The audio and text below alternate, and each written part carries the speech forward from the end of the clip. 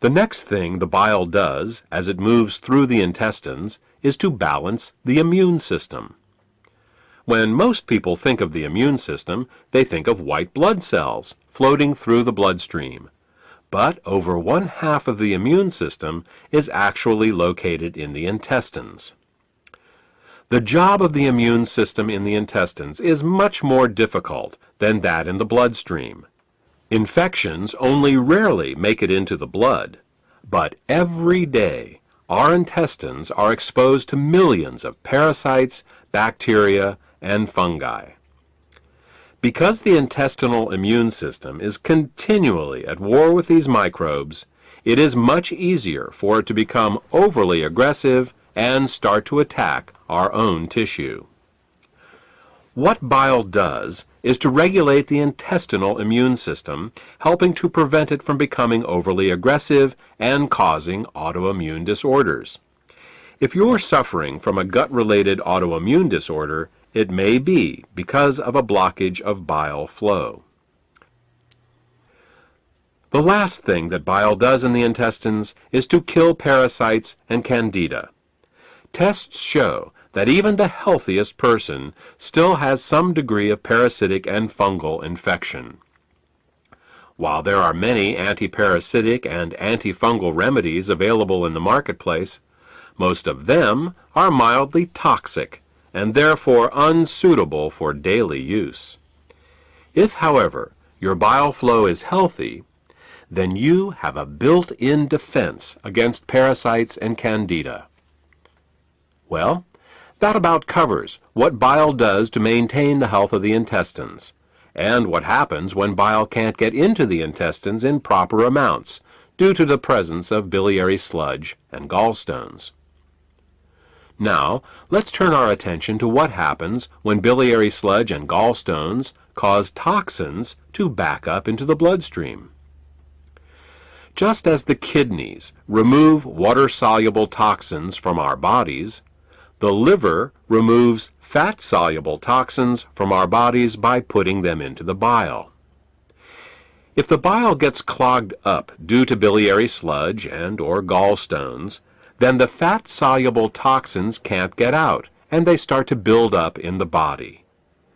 One of the first signs that bile is backing up is an increase in cholesterol. This happens because the only way cholesterol can leave the body is through the bile. Impaired bile excretion causes cholesterol levels to rise. It's that simple. In addition to the levels of cholesterol rising, bilirubin levels can also begin to rise. If they get to be bad enough, you can see the whites of a person's eyes, and sometimes their skin, take on a yellow tint. The technical term for this is jaundice.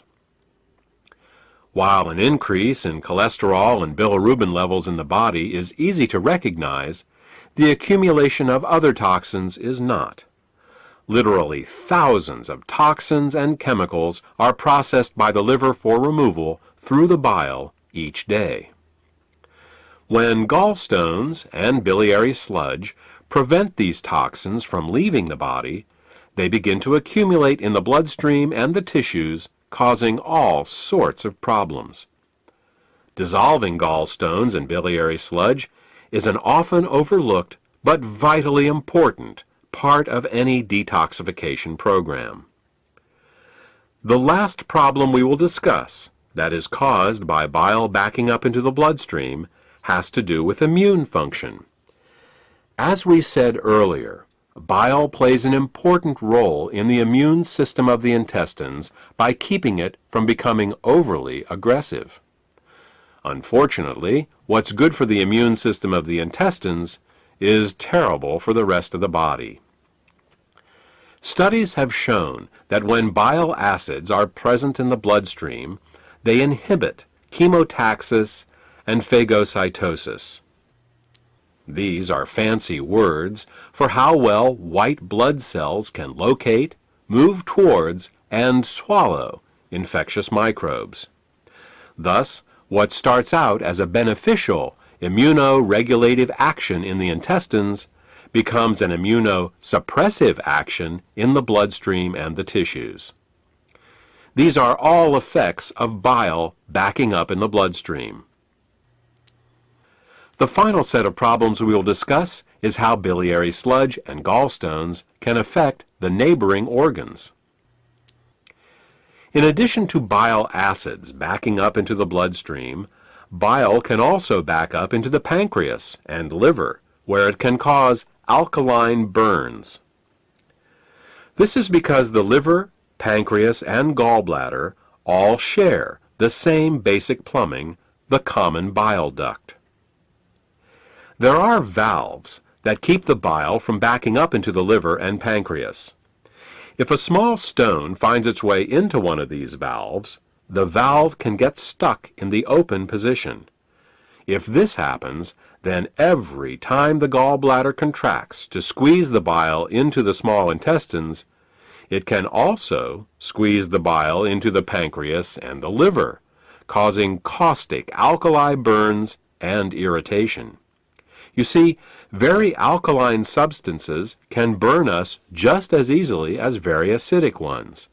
And with a pH of 9.5, bile is very alkaline. Mild alkali burns for a short time in these organs may only result in local irritation, but over a long period of time, these alkali burns can cause diabetes, hepatitis, and cancer.